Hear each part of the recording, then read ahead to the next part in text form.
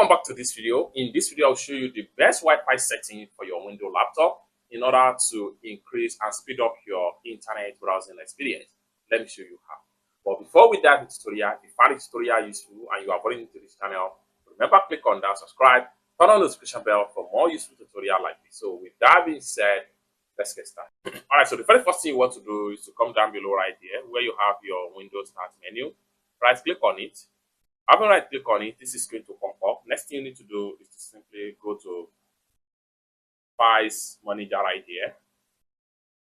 So click on Device Manager.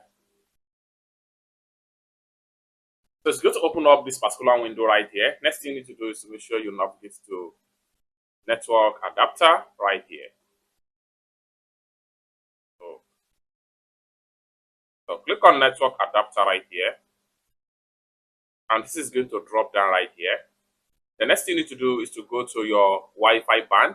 Right click on your Wi-Fi band and make sure you click on Property right here.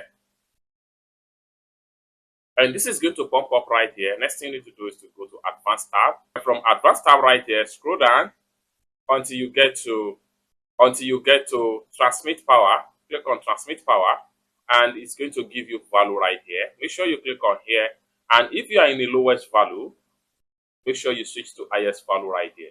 Once you switch to highest value, come down below right here, click on OK, and restart your PC. Then close up the window.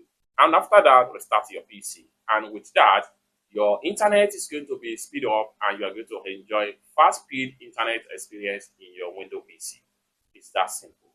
For more tutorial about how best to use your Windows PC, consider to subscribe. Thank you so much for watching and hope to see you in my next video. Bye for now.